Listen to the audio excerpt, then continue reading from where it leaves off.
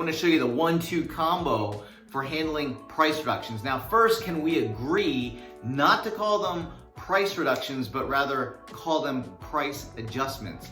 You see, that's a psychological factor. When a seller goes to sell their home and you tell them we're going to reduce the price, that's a bad thing.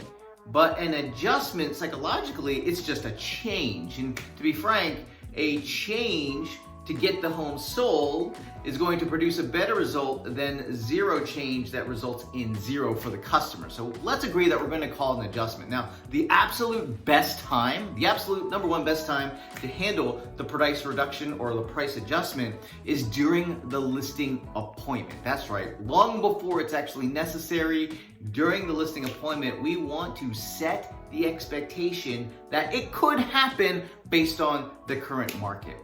Most sellers are going to be okay with adjustment as long as a couple of things. One, you got market feedback suggesting or showing that it's necessary. And two, this is most important, it has to have been within the range of possibility for them before it actually happens, or before they find out about it. Meaning that if they thought the home was going to sell at the original price that you had set for it, and all of a sudden you come back to them asking for a pricing adjustment or recommending that price adjustment, to them that's coming out of left field, and it's almost like you as the real estate professional were breaking a promise, and that's not the case. What we really need to do is just explain that it might be within the range of possibility given current market conditions, and we want to do that during the actual listing appointment. So here's how we do it. We're going to use that 1-2 combo for handling price reductions. And it consists of a script, and a tool. The script is our 3P script, and I'll share that with you in a second. And then the tool is a property marketing plan. Again, I'll share that with you in a second. We have to understand that a thing that sellers are concerned about is making sure that we're doing enough. And that's where this script around the 3 Ps really helps ground and position you differently, right? It's going to position you differently from other real estate professionals based on what we can accomplish and what we're going to do and how we're going to go about doing it. And this is important because what we want to do is we want to set the expectation of all the great things that we're going to do. And if the feedback from the market shows through, lack of interest, lack of showings, lack of offers, if it shows that we need to make an adjustment to our pricing strategy, that's okay. But first we need to lay the groundwork so that they know that we are doing enough to get the home sold in the first place. And that's what sellers are concerned about. Are we doing enough to get the home sold? So I want to share with you this 3P script that really helps to anchor how we do things differently for our sellers. So here's the 3P script. And you're gonna notice I use some body language here of like, hey, this versus that. So listen closely to the 3P script.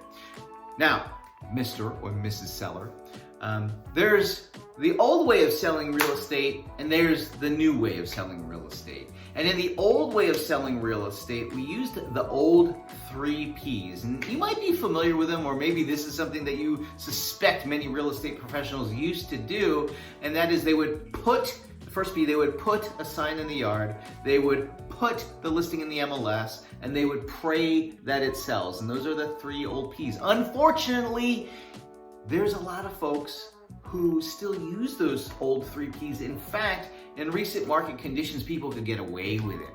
But that's not how we do things at our firm. You see, at our firm, we use the new 3 Ps of selling real estate. And the new 3 Ps are preparation of the home and getting that home in the right condition, the pricing strategy for the home based on the home's condition, and the promotion of the home. This is where we're going to generate demand, right? We're going to increase the demand through promotion so that we can then attract enough buyers. All right, and so that's how we do things now. We use those new 3 Ps. Unfortunately, like I said, a lot of people still doing business and selling real estate the old way. So that's the script. We start to anchor that script around people doing nothing, right? They're putting a sign in the yard, they are putting in the MLS and they're praying that it sells, versus the new 3 Ps where we are going to prepare the home, set a pricing strategy for the home, and then we're going to promote the home. Now that promotion of the home introduces the segue into the second part of this 1-2 combo, which is the tool or the resource of a property marketing plan.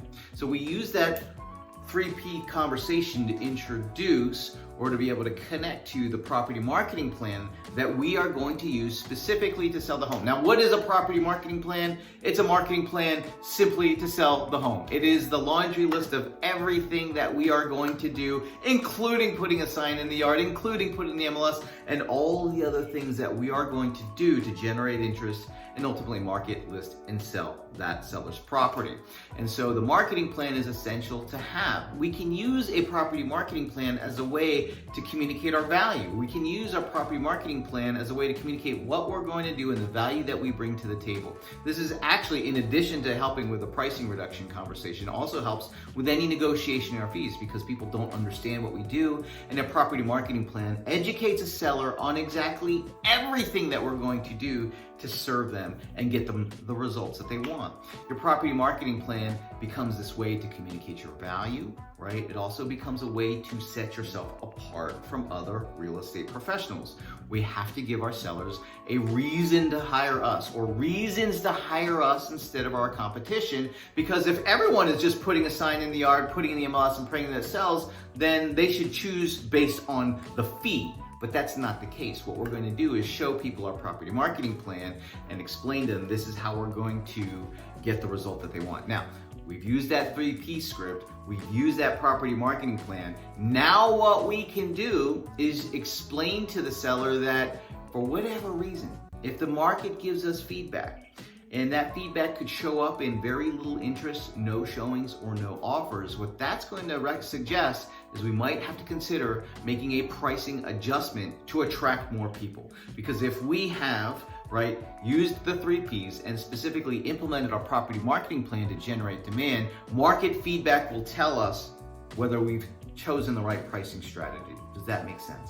And so we can use, right, we can use that script, we can use that property marketing plan and the implementation of it to be able to help the seller rationalize that, yeah, if we do all these things and we're not getting offers, there must be something wrong with the price. And at that point, because we've talked about it during the listing presentation, right, it's within the range of possibility for them, and therefore we've set the expectation. And when we get that signed listing agreement, by them signing the listing agreement, if we've had this conversation with them, what it does is it sets that expectation, and that means they're okay with it, and we can then revisit that should it be necessary in the future. Now let's assume you didn't do the setting of the expectation of a pricing strategy, of a price adjustment during the listing presentation, and you're having to do it after the fact, right?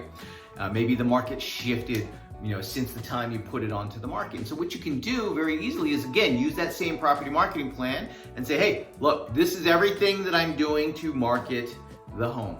This is everything I'm doing to generate buyers for your home. And make sure you're doing it. Don't just say it, but actually implement the things that are in your property marketing plan. Share that property marketing plan with them and say, hey, if we've done all of this and we're not getting the right feedback, what that's going to suggest is that the market isn't willing to bear this current price, and what we need to do is make an adjustment.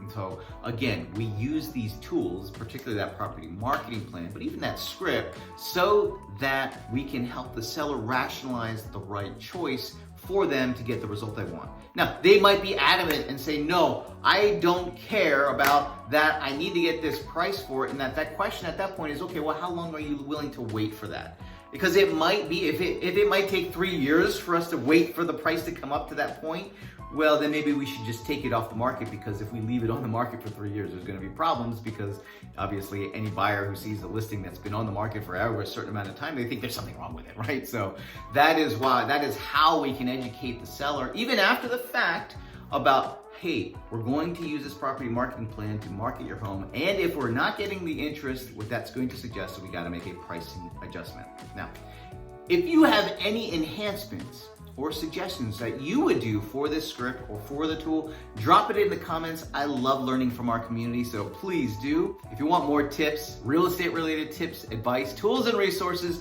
be sure to subscribe to our channel. Take care, I'll see you soon.